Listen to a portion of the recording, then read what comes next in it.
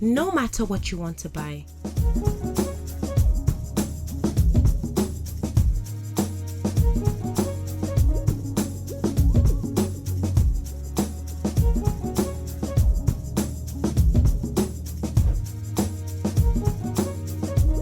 You'll find it all on the hub. The SME Market Hub.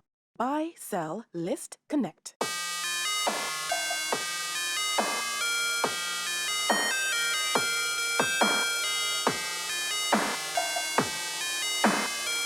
Fashion is just a way to express yourself. It's a way for you to sort of give a message to someone else. You know, this is how I feel today. This is how you should deal with me because this is how I look. It's just a way of expressing yourself. Yeah, that's how I see fashion. Hi, Danny TV. My name is Mina Evans-Anfom in Accra, Ghana. Welcome to my Fashion Insider. When I started Mina Evans, there weren't that many fashion designers here in Ghana. I mean, there were a couple, but there weren't a lot of people that were seriously taking it as a business, trying to build a brand, trying to build a following, trying to set international standards or international standards quality-wise, you know, clothing and stuff like that. So I just thought that there must be, well, I thought that I could fill in the gap of there being someone that could have clothes that could resonate with an international woman, with an African woman, and something that could play around with all the aesthetics that we have in Africa and just make the clothes appealing for anyone around the world. So that's basically what I set out to do.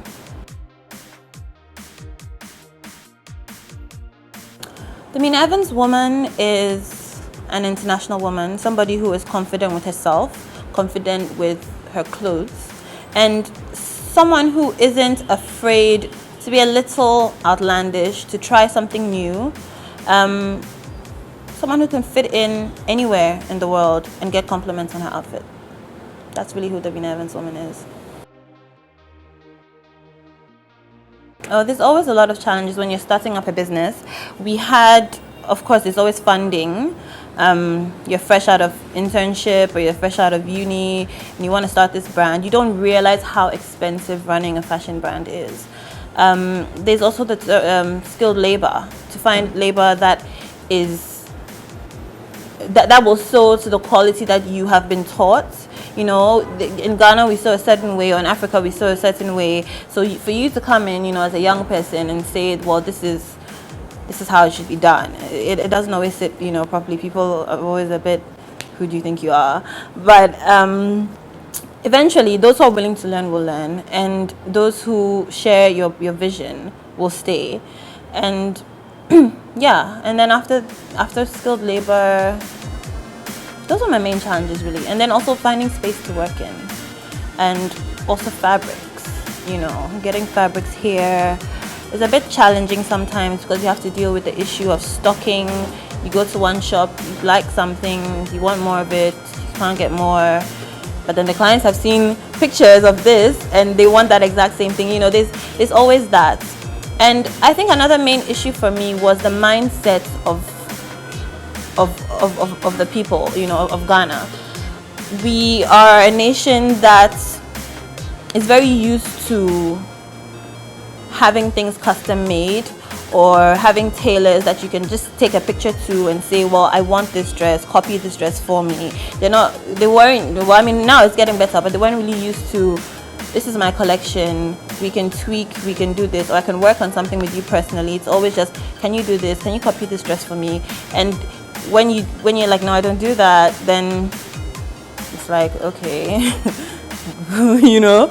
But, you know, slowly things are getting better. You know, there are a lot of designers springing up as well, so people are getting more used to the idea of a designer. Well, as a designer, everything inspires me. Everything and anything could inspire me. I mean, it sounds a bit cliche, but when I sleep with my notebook beside me, because it's not that I dream of things, but you're in bed and you're thinking, you know, just before you fall asleep, something might cross your mind and you just have to sketch it quickly. You could be driving in the car. That's why I try not to sleep in the car as much as possible, because anything could just trigger. But generally, you know, when I'm online, if I see anything I like, I pull it. If I see something that I think is interesting, maybe not even clothes, or it could be nature, you know, I save it. I always go through the pictures on my laptop. Something always triggers, and then next thing I know, it's a collection.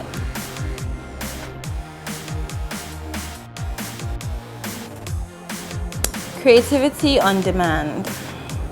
It's really hard, but like I said, I have loads of I'm a very visual person. You're not going to find too much music on my laptop. You're not going to find, you know, a lot of documents really on my personal laptop. You will find a lot of pictures. Sometimes if I save something and something does trigger, I keep it. So maybe it won't be on this collection, it'll be on the next collection. But then what I do with my collections, I always try to have a different feature or a different detail. You know, for example, we had this fringe bead detailing that we do. The next collection, we had these twisted pleats that we do because I saw a picture of some beach chairs that I liked. And then after that, we had the butterflies, and then we had the leaves. It's always just in the back of my mind, you know.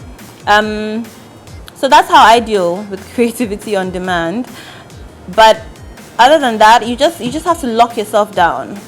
You know, when it's crunch time, it's crunch time. So you just have to lock yourself down and get it done.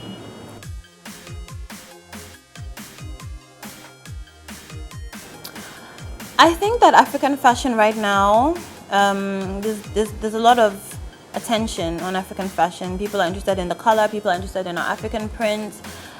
What I believe though is that a trend is a trend. It doesn't stay for too long, or it goes and comes back around. So personally, I think sometimes African print makes designers a bit lazy because we are so reliant on it, especially because it's so hot right now.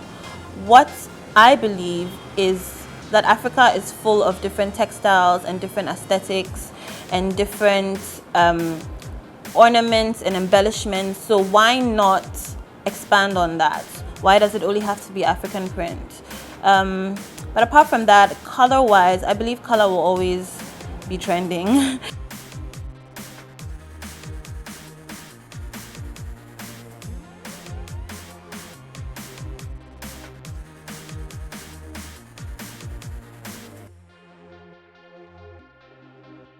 With working with stylists, I would say sometimes they are, because you, as a designer, it's like your collection is your baby. You have a firm idea of what you want and you're pretty set.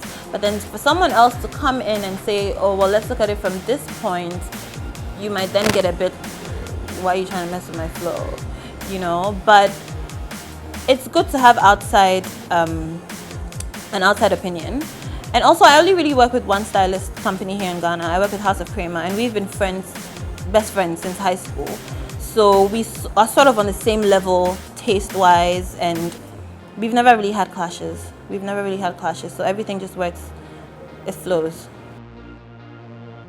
My advice to anyone who wants to get into fashion is to know your market, know who your target market is, know where they shop, know where they holiday, know where they eat dinner, because then you know what they need and what they want. And also to have a mentor, it helps. And also to have someone who is business-minded on your team, because in fashion school, I keep saying that we always are just a bunch of creative people who just want to make clothes. But we don't have access to the business side of fashion. So if you have someone who's business savvy on your team, then it helps as well. Next 10 years of African fashion, I see people embracing ready to wear a lot more than they are right now. I see more designers with more flagship stores. I see bigger fashion weeks that have more weight to them, and fewer fashion weeks as well, because right now everybody has a fashion week, it seems. But yeah, And I just see us, going international. The quality of stuff is international level. Something we can compete with the Western world. That's what I see. Hi guys, if you just enjoyed watching that video and you want to stay up to date with the latest in entertainment, lifestyle and more from inside Africa, why don't you hit the subscribe button right now? And if you want to keep on watching videos, then just simply hit the more videos button.